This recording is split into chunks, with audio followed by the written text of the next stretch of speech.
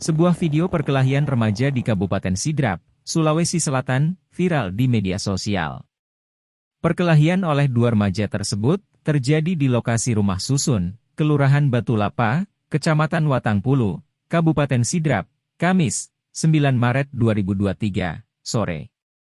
Dalam video tersebut, tampak dua remaja memakai baju berwarna hitam adu jotos di jalanan.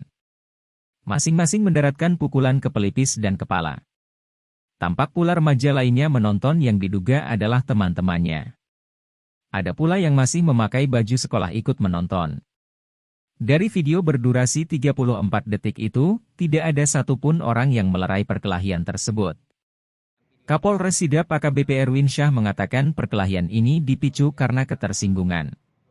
Dua remaja ini sepakat bertemu di sekitar rumah susun, Kelurahan Batu Lapa, Kecamatan Watangpulu, Sidrap, Kamis, 9 Maret 2023, pukul 15 WITA. Atas video viral tersebut, polisi menemui kedua remaja tersebut dan membawanya ke Polres Sidrap dengan didampingi oleh pihak keluarganya. Kedua anak tersebut juga membuat video permintaan maaf kepada masyarakat Sidrap karena telah berbuat kegaduhan.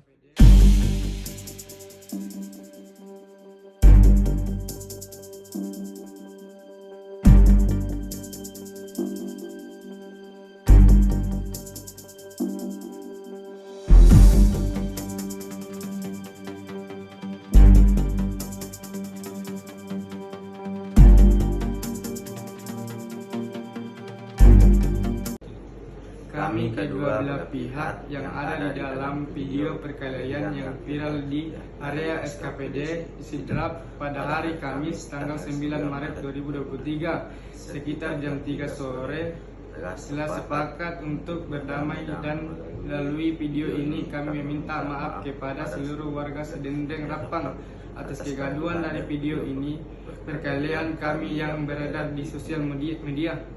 Video viral yang ada di medsos, perkelahian antara dua orang pelajar dan disaksikan oleh beberapa orang temannya.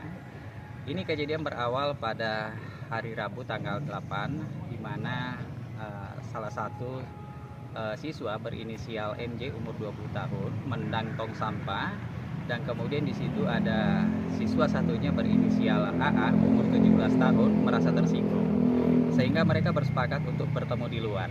Pada hari Kamis, satu hari setelahnya, sekitar tanggal 9, itu bertemu di seputaran SKPD Watangpulu dan kemudian melakukan perkelahian dengan pemukulan dengan tangan, menendang dengan kaki secara bersama-sama, dan kemudian beberapa orang temannya kemudian memvideokan dan selanjutnya memviralkan.